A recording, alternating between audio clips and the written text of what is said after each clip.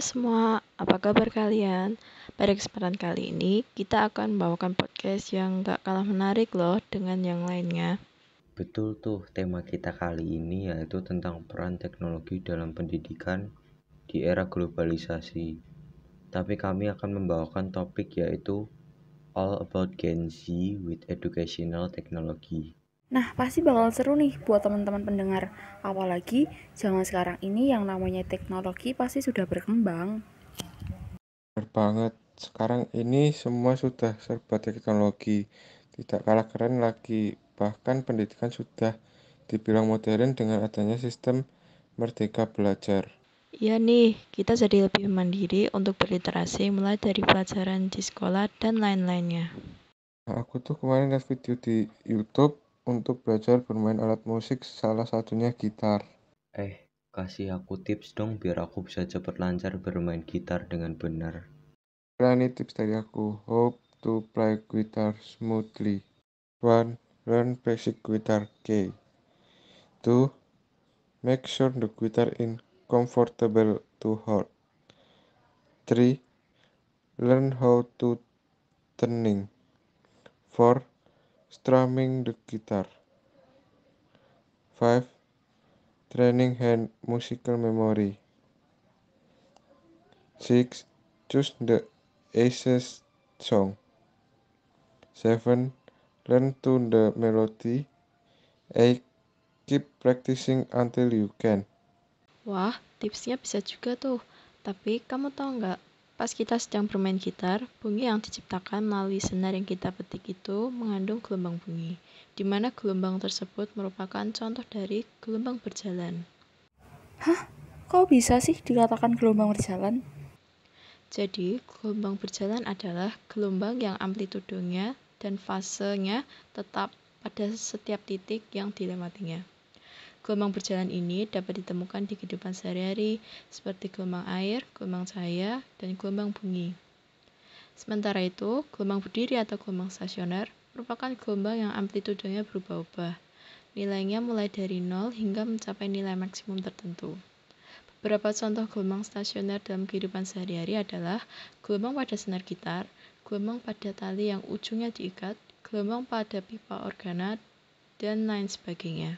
Oh gitu, jelas banget sekarang. Terus, waktu itu juga pernah lihat berita kalau kasus COVID ini meningkat drastis loh.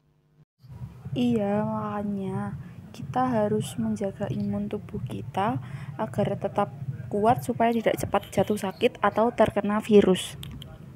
Setuju, apalagi kita harus menjaga sistem imunitas kita. Sistem pertahanan tubuh atau sistem imun adalah sistem pertahanan yang berperan dalam mengenal, menghancurkan, serta menetralkan benda-benda asing atau sel abnormal yang berpotensi merugikan bagi tubuh. Mekanisme pertahanan tubuh manusia meliputi pertahanan tubuh bawaan atau pertahanan non-spesifik dan pertahanan adaptif atau pertahanan spesifik. Cara membedakannya gimana tuh? Gampang kok, kalau pertahanan non-spesifik bekerja dengan menyerang segala macam antigen yang masuk ke dalam tubuh, sedangkan pertahanan spesifik bekerja jika antigen berhasil masuk ke dalam tubuh dan telah melewati kekebalan non-spesifik internal. Selain itu, pada pertahanan non-spesifik terbagi menjadi dua, yaitu eksternal, yaitu kulit, selaput lendir atau membran mukosa dan air mata, dan internal, yaitu sel darah putih, sel pembunuh alami, dan peradangan. Sedangkan pada pertahanan spesifik memiliki limfosit, yaitu limfosit B yang dibentuk dan dimatangkan di sumsum tulang belakang dan limfosit T yang dibentuk di sumsum tulang belakang tetapi pematangannya di kelenjar timus. Oh, jadi begitu. Pas banget sekarang ini kan ada kegiatan vaksinasi yang ditujukan supaya kita tidak terpapar virus COVID-19. Nah ya, terus bedanya sama imunisasi itu apa sih? Boleh juga nih. Jadi, bedanya kalau imunisasi itu suatu proses untuk meningkatkan sistem kekebalan tubuh dengan cara memasukkan vaksin. Sementara vaksin itu sendiri adalah virus atau bakteri yang sudah dilemahkan, dibunuh, atau bagian-bagian dari bakteri atau virus tersebut telah dimodifikasi. Wah, jadi jelas nih. Ada nggak sih penyakit yang bisa menyerang imun tubuh kita? Sekalian juga dengan cara pengobatannya. Ada loh, Nama ini pasti sudah nggak asing lagi buat teman-teman, yaitu HIV dan AIDS. HIV atau Human Immunodeficiency Virus adalah virus yang merusak sistem kekebalan tubuh dengan menginfeksi dan menghancurkan sel CD4. Sedangkan AIDS adalah Acquired Immunodeficiency Syndrome adalah stadium akhir dari infeksi HIV. Namun ada pengobatan yang ampuh untuk mengobati penyakit ini, yaitu dengan terapi antiretroviral atau ARV yang bekerja untuk mencegah virus HIV bertambah banyak sehingga tidak menyerang sistem kekebalan tubuh. Kalian sudah pada tahu kan bahayanya virus HIV? Maka dari itu kita dapat mencegahnya dengan memilih teman yang tidak berpengaruh buruk untuk kita. Karena jika tidak bisa memilih, maka bisa saja kita terjerumus dalam zona pertemanan yang toksik atau pergaulan yang bebas, seperti narkoba dan juga seks bebas. Itu juga masuk dalam faktor penyakit HIV. Nah, kita juga bisa tuh mengedukasi diri untuk pencegahan penyakit HIV. Ngeri juga kan kalau kena virus seperti itu, apalagi jika sudah terjangkit, susah untuk sembuh. Maka dari itu kita harus selalu bersyukur pada Tuhan atas segala berkat dan agar dijauhkan dari hal-hal yang negatif, agar juga tidak terjerumus ke hal-hal yang buruk. Nah, dengerin tuh, jangan sampai teman-teman kena penyakit ini. Maka dari itu, buat teman-teman semuanya, ayo kita mulai hidup secara sehat, baik dari fisik, psikis, dan mental. Aku mau rekomendasiin aplikasi belajar bahasa khususnya buat belajar bahasa Jawa. Apalagi nulis aksara Jawa, termasuk aksara murda. Aksara murda itu gimana sih? Aksara murda itu huruf khusus yang ada di dalam aksara Jawa dan berfungsi layaknya seperti huruf kapital pada bahasa Indonesia. Oh alah, gitu toh, paham-paham. Aku mau tanya nih, kalian pada bisa nggak sih nulis aksara Jawa tapi pakai aksara murda? Nah nih, aku kasih contoh, Pangeran Puger.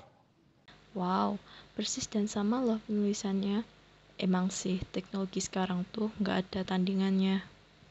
Kalian pada sadar nggak sih, semakin kesini teknologi semakin canggih dan juga maju.